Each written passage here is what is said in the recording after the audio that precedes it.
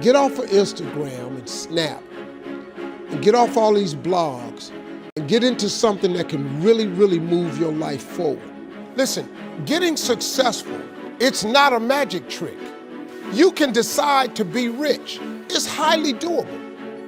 But you first have to think it. The difference between successful people and non-successful people is here. I'm no better than none of y'all. If you want to be successful, you have to change this.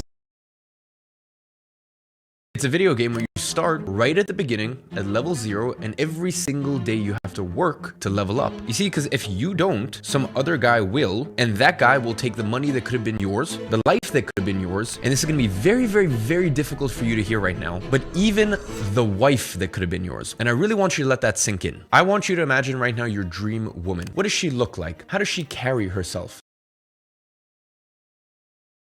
Every time you feel, in the middle of the day, if you feel yourself doing that, stop. Just stop for a second and start going over in your mind everything you have to be grateful for. Not everything you want, everything you already have, because what you have is substantial. You just haven't gone over the list and taken inventory in a long time. But the fact that you can walk, that's a blessing. The fact that you woke up, that's another blessing. The fact that you can see, think, reason, that's another blessing. The fact that you can go somewhere and get yourself something to eat, that's another blessing. The fact that you can go and turn the key and call someplace home, that's another blessing. The ability to dream is a blessing. You gonna lay down for it, or you gonna keep fighting it? And that's what life's about, fighting adversity and overcoming adversity and seeing what kind of person. Are you gonna be bitter and mean because life wasn't kind to you? Or you figured it wasn't kind to you? Or are you gonna just say, F that and live life to its fullest means? Life had to beat all of us up. Had to get my heart broken a couple of times. And then I realized, if you don't get your heart broken, you're not a man or a woman yet. That's a part of life of becoming a man or a woman. Without struggle, there's no progress. We have to overcome ourselves. The fight is within ourselves. We have to beat ourselves.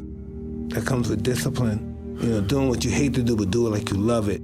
It's all about not being discouraged. Listen, I've been knocked up, beat up as a kid, a younger fighter and stuff. People have been saying, I just knew never to get discouraged. I just knew I would get my day if I continue to try hard and believe in myself. And that is precisely why you need to become a high-value man. Now, there is a big misconception as to what is actually a high-value man. And that's because most of the guys that you watch online either don't know what it actually means to be a high-value man, or simply have not been in the trenches long enough. You cannot be in the trenches for 2 years and think that you're gonna be a high value man, and we'll get onto that in just a second. I'm gonna share with you guys 5 things in this video, and all 5 need to be true for you to call yourself a high value man. This is not easy. This is not a thing that you're gonna get done in the next 3 weeks or 6 months. This is a commitment, but what other option do you have? The key is to certainly, in terms of your personal life, the most important decision you'll make is the spouse that most of you will likely have. And it's very important to surround yourself with people that are better than you are. You are going to move in the direction of the people you associate with. So you constantly, I've been enormously lucky in that respect. I mean, I've just had teachers and friends and a spouse that really was a better person than I was, and I had enough sense to learn from these people that life went better if you behave better.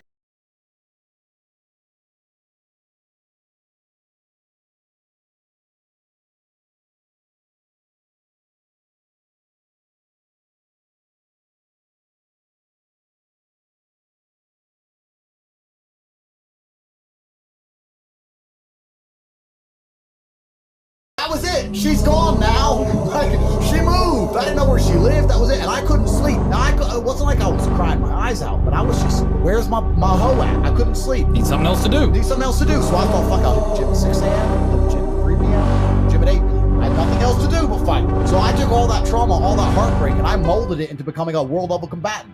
right? What did we talk earlier about how trauma can mold you, how trauma can be a fantastic thing? Heartbreak, depression, sadness, these are all fantastic motivators. I'm telling you why they're a fantastic motivator. You go to a guy who's heartbroken, he has all the motivation in the world to send 300 text messages. He has the motivation, he's putting it in the wrong place. That's 300 cold emails you could be sending to someone to pitch a That's business. a lot of money you could have made. Yeah. I'll tell you right now, some of the greatest accomplishments in my life have come after a heartbreak. Absolutely. Yeah. It's that fuck, I call it fuck you energy. Take that and you're like, because some guys will get butthurt about that and they'll sit there and they'll wallow in self-pity. I've always thought the correct application of that energy is, okay, prove that she made